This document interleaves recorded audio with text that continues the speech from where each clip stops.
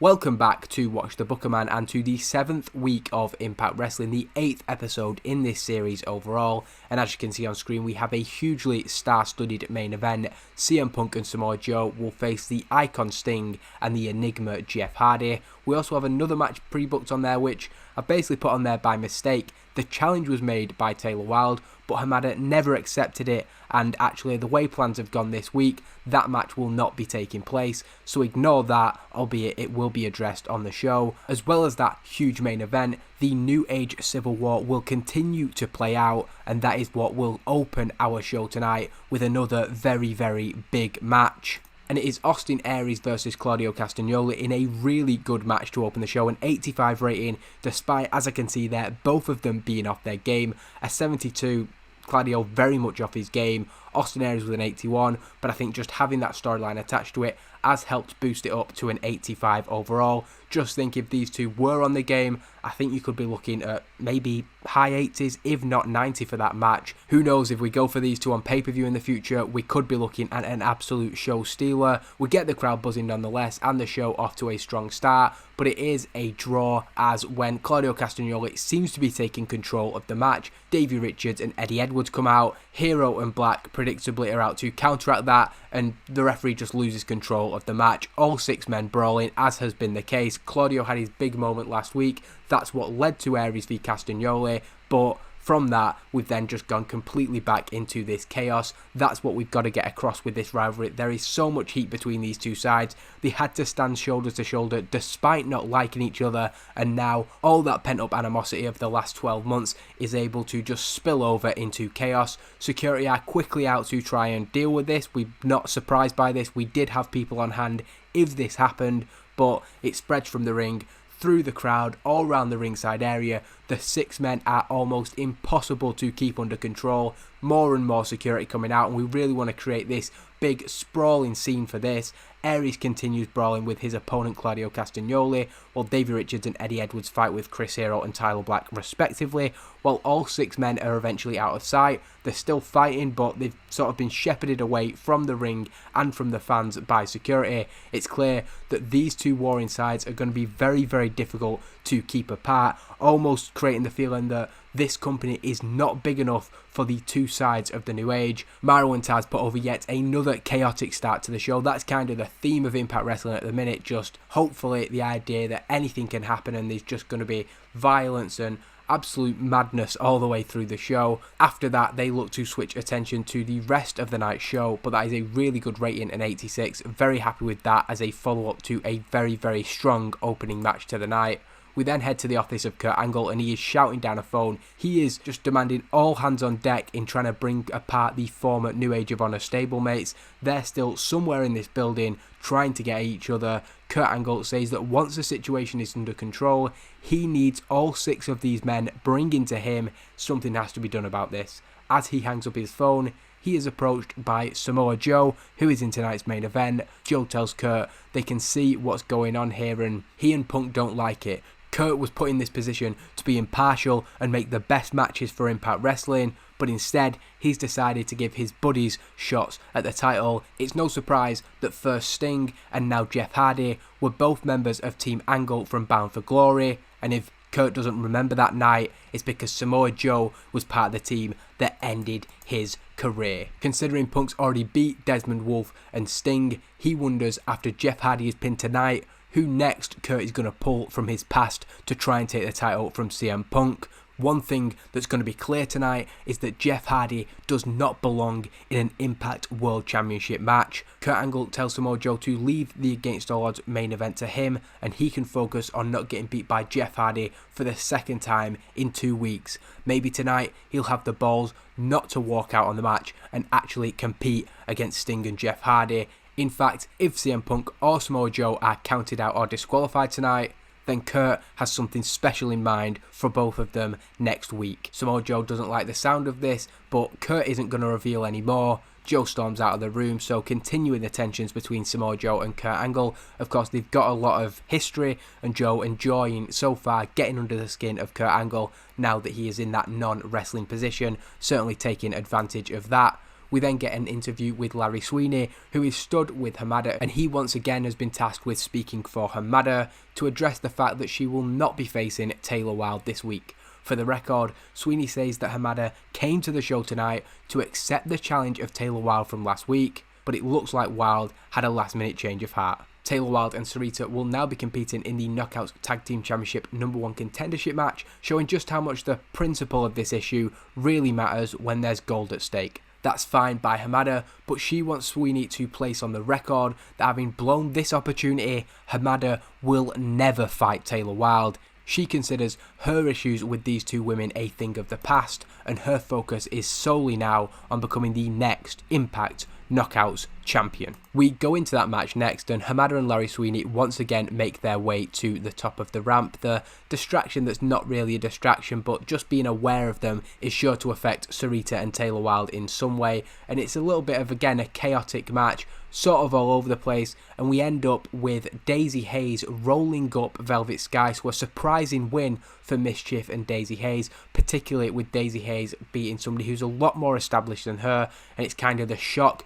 Velvet Sky can't believe it, Angelina Love can't believe it. With it coming out of the blue, it sort of catches everybody off guard, but it is Daisy Hayes and Mischief who will face Awesome Kong and Rosita at the pay-per-view. During the match, Daphne and Mischief, they're sort of transfixed on one another as they have been for a few weeks, and that kind of takes them out of the situation. That means that it is just Daisy Hayes left standing tall in the ring on her own. She celebrates her team's victory until Awesome Kong and Rosita make their way out to the ring. She's not that intimidated by Rosita, but certainly she does not want to be in this ring with Awesome Kong. As soon as they make their way to the ring, she rolls out, heads up to the back. They probably weren't the favourites going into the match, but they will get their shot at the pay-per-view. Heading to the back, a sprawling scene is shown from a bird's eye view as dozens of members of the security team have finally managed to restrain and contain Austin Aries and the American Wolves and Tyler Black and the Kings of Wrestling. So we've got this overhead view of just absolute chaos still.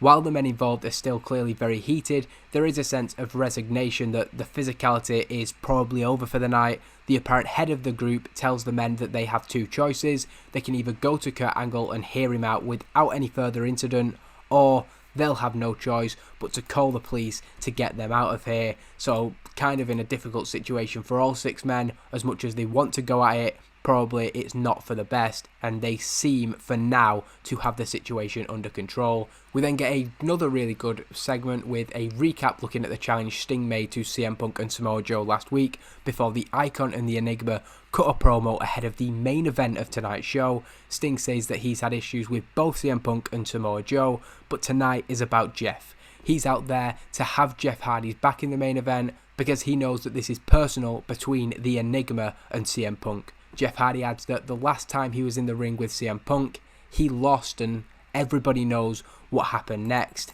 He's replayed that moment time and time again. It turns out that just a few years later, they are both in the same company again, and he finally gets the chance to let go of something that he has held on to for almost 3 years, and he is not wasting that opportunity. So Jeff Hardy and CM Punk obviously have a long storied rivalry, and in terms of Impact Wrestling, we are only at the beginning. The first time they've shared a ring in over 2.5 years will take place later tonight. We then get the entrance of Jay Lethal with his wife Maria. The commentator is putting over his attack on AJ Styles last week as he marked his return with a major statement. It's only a decent promo as he takes a microphone and says that he has good news and bad news for the fans tonight.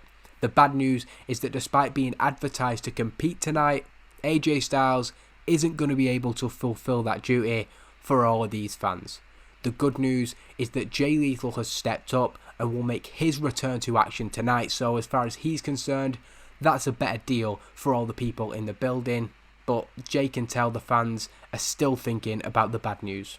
That's fine, because when Jay Lethal is done with Jerry Lynn, the mentor of AJ Styles, who apparently took exception to Jay's actions last week, nobody is going to be thinking about anything but Jay Lethal and his ascent to the top of Impact Wrestling. So he improvised well. It's decent, but if you're in a storyline with AJ Styles, we are going to need to see a little bit more from you, and it's not that good of a match to follow up with only a decent performance from Jay Lethal. He picks up a decisive victory over Jerry Lynn with the lethal injection in 8 minutes and 48, and this is just a chance for Jay Lethal to show a larger audience his vicious offense and the fact that he's a lot more aggressive than what we used to seeing, and I think Jerry Lynn's a good person to be able to sell that, to be able to get a little bit of heat back and fire up and get a bit of a comeback before Jay Lethal ultimately defeats him in decisive fashion, and he stands tall to end the hour, celebrating a return victory which he won, as we said, very, very decisively. The commentators put over the vicious and determined Jay Lethal,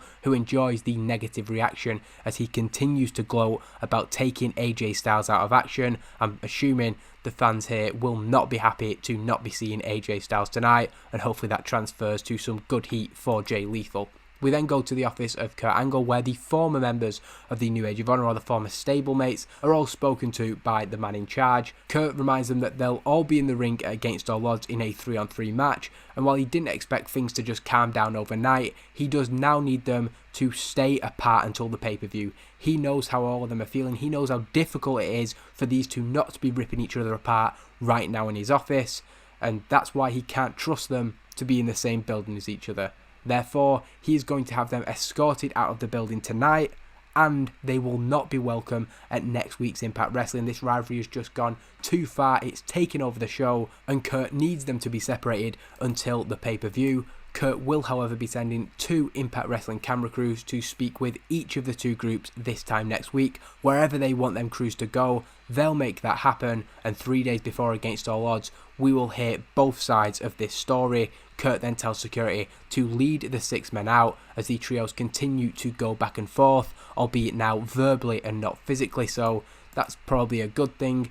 The angles with Kurt Angle tend to not do so well. Maybe it's because they're only 3 minutes, whereas some of the other stuff has been longer, but it seems at the minute that this storyline is better served by just having those 6 guys, so yeah, something to note. And of course, next week with those 3 promos, it'll be the exact situation that we're looking for. We then get WGTT making their way down to the ring, and they talk about their victory over Kevin Steen and Paul London last week, which means that they will face Bryan Danielson and Desmond Wolfe for the Impact World Tag Team Championships at Against All Odds. Shelton tells the Impact World Tag Team Champions that one thing they respect about them is that they like to do their talking in the ring, but for a change, Haas and Benjamin have got things that they want to get off their chest.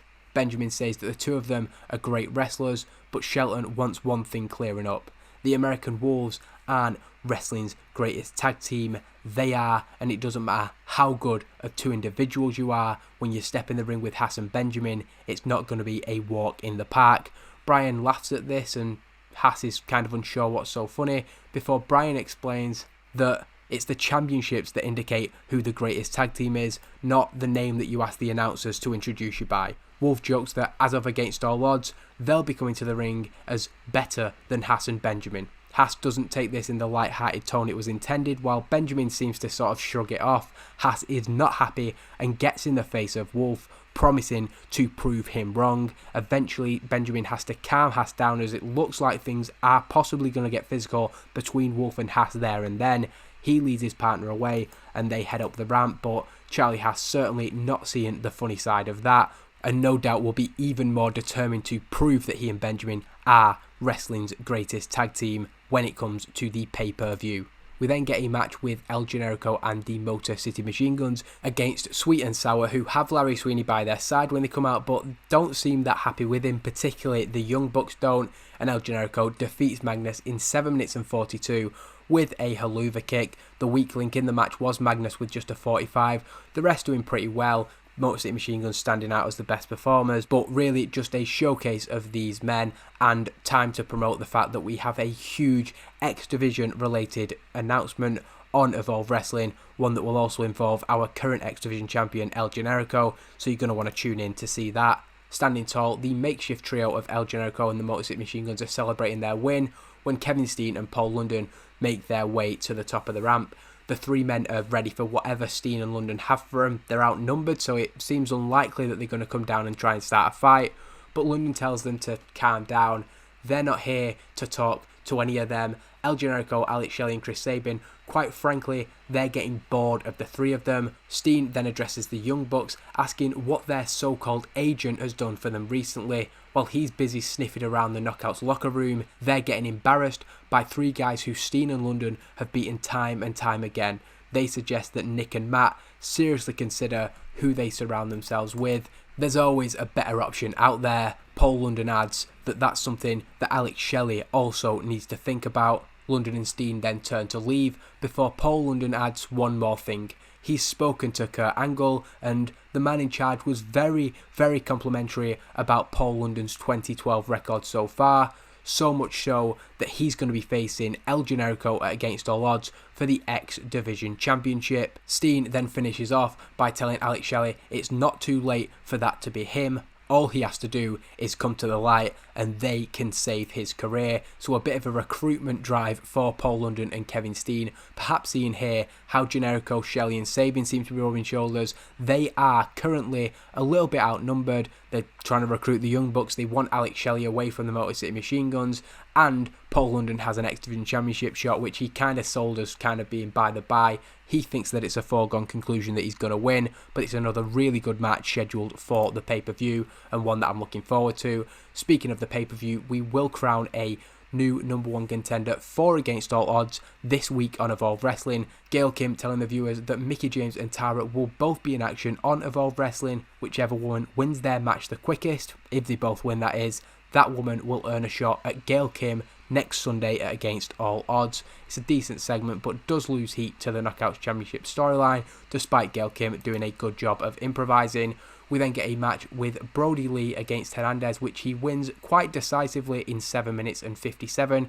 Steve Corino is on commentary, and he's explaining that in the whole civil war between the New Age of Honor, he's very keen that Brodie Lee doesn't get lost in the shuffle. As a result, he put out feelers to anybody in the locker room who felt like they could go one-on-one with Brodie Lee and match him physically. There was only one person brave enough, or is that stupid enough, and that was Hernandez, who does decisively and did put dominantly get defeated by Brodie Lee, because this is actually Hernandez's last match of his current contract. He will be moving on after this, and he certainly wasn't happy with that result.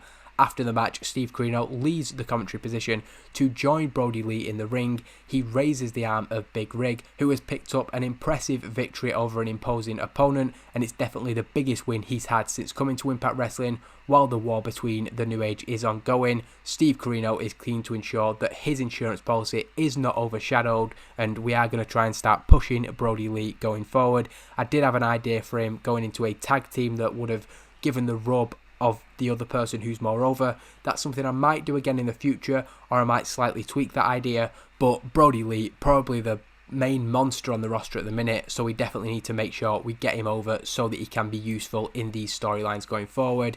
We then come back to a disappointing main event, and it's disappointing performances. I suppose Sting, I shouldn't be surprised, and I'm not surprised. And Jeff Hardy with a 77, not that good since he's returned. And I did look at some of his stats because I was getting notes about his stamina, and his stamina is down to 57. So not really good enough for somebody who we want to be competing in these long main event matches. Nonetheless, he does pick up the victory tonight when Sting and CM Punk are fighting. Jeff Hardy gets a blind tag that CM Punk doesn't see.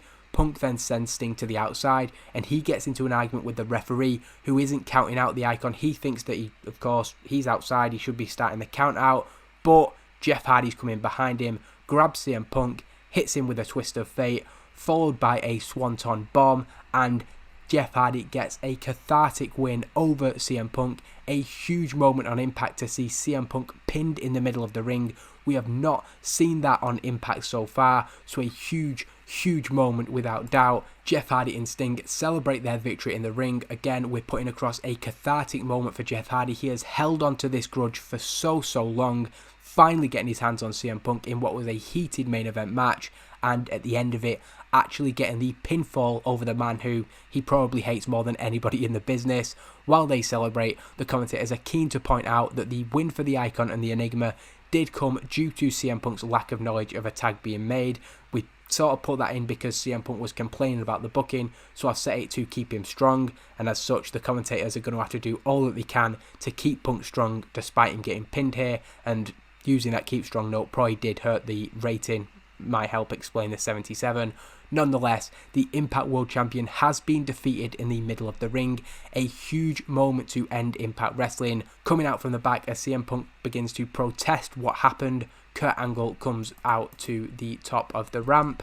He says that as a result of tonight's win, Jeff Hardy has earned himself an Impact World Championship shot, and he will face CM Punk against all odds. Even if CM Punk isn't happy with how that main event went down, he can't really argue with the fact that he was pinned by Jeff Hardy fair and square, really. He just happened to not be aware of the tag being made, and we have a huge main event for the next show, or the next pay-per-view I should say, and 81 is decent. Again, we're in that rebuilding stage, even though we shouldn't be really. I think essentially we're just missing the regular appearances of Paul Heyman, and we definitely need to maybe use CM Punk more in those promo segments that we know can get really high 90 ratings. I'm definitely going to do that in the go-home build to the pay-per-view, so fingers crossed it's a really, really good match and a good show for next week. But before all that, we have Evolve to look into, so we'll go into booking that right now.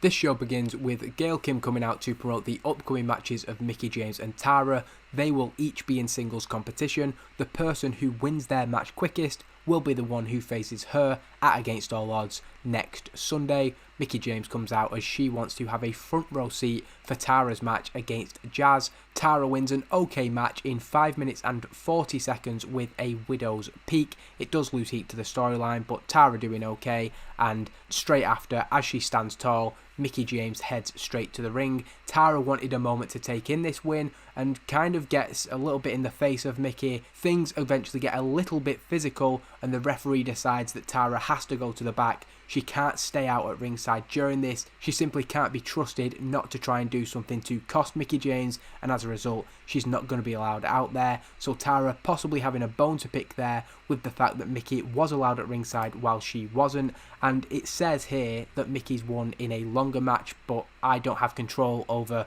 the random number that the game brings out. I set both matches as 6 minutes. Maybe in hindsight it would have been smarter to set Mickie's as 5, but Mickie wins quicker, but only by 1 or 2 seconds. We want to make sure that the clock's on the screen and it's really, really touch and go. Mickie barely beating the clock, but decisively defeating April Hunter with a Mickie DT. A 71 is really impressive from her, justifies her getting another shot at the title, but it is just the smallest fraction that Tara's been beaten by, and it's unlikely that Tara is going to just let that go. Gail Kim leaves the commentary position. I didn't know that she was on commentary for both of those matches, and applauds Mickie James. She's happy to face her after the competitive fair match that they had at Genesis just 3 weeks ago.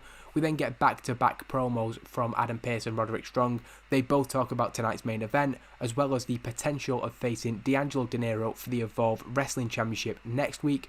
Roderick Strong is very much talking about all the things that Pearce has done that rubbed him up the wrong way, while Pearce is very much focused on himself. I've just realised that I've missed a booking note out for the main event, so I'm going to go back to the booking note screen, and then we'll be back with the next segment in a second. We return from the break where Chris Sabin is tasked with making the big X Division announcement. The reason for that is because many years ago in 2003, he was the first ever Super X Cup winner, and 9 years on, we are bringing that tournament back. It's going to be huge. 16 men from all around the world, the best X Division style athletes from all around the planet, and whoever wins that tournament, the one man left standing, will get a shot at El Generico's X Division Championship in the future. Chris Sabin making some comments that he would be interested in that title, of course, but he's looking forward to seeing who the company brings in. The reason this announcement was made on Evolve Wrestling is because for the month of March, the Super X Cup will be taking over Evolve Wrestling, hopefully trying to give this show a little USP, making it something that people want to watch, because we're going to bring in some international talent for what I think is going to be an absolutely incredible tournament. So really looking forward to that kicking off after Against All Odds. We then get a very quick match, Beer Money, with Frankie Kazarian and Chris Daniels at ringside, defeat Team Canada, Sean Spears and Tyson Dukes, who have Eric Young and Scott D'Amore at ringside, so very much one-sided in terms of Scott D'Amore isn't going to be getting involved physically, so Eric Young knows better to not get involved, and Beer Money just look pissed off. They are not in a good mood, and they pick up a very decisive victory in just 4 minutes. The 4 men stand tall briefly after the match, but there's no celebration. These are 4 men who aren't happy with their position in the company, or they shouldn't be, because I'm booking them absolutely terribly at the minute. I'm well aware of that. I know that it's not an excuse. We want to put that across, that Fortune are not going to be happy with the fact that they've been going after the New Age of Honor and are just getting ignored. I do have plans for Beer Money and then Kazarian and Daniels we're going to have to do something with. I'm very well aware that with such a large roster, these are some guys who have just not been used anywhere near their full potential, and probably the guys on the roster I'm most disappointed with my booking with. We then go into the main event, and just because there's a tainted finish, because Adam Pearce pokes the eye of Roderick Strong before he hits his splash from the top rope, that apparently means that a very solid match is now terrible. I'm not suggesting it should have been brilliant, but still, it's just too much for me. The match gets the crowd buzzing, and I think that these two would have a very good match. D'Angelo Dinero comes out to confront Adam Pearce. Roderick Strong sits dejected on the outside. I think that's a good match, and Pearce and Dinero are going to follow that up. It's really annoying when you're trying to push somebody to get a rating like that. Yeah, 55, whatever. I don't even want to talk about the show anymore. Yeah, that's it. This week done. Go home show next week. Probably shouldn't get too annoyed by this. Probably overreacting, but yeah, thanks for watching. Hopefully you'll want to join me next week. Plenty of big things coming, and I think it's going to be a really good go home show. Thanks for watching, and I'll see you next time.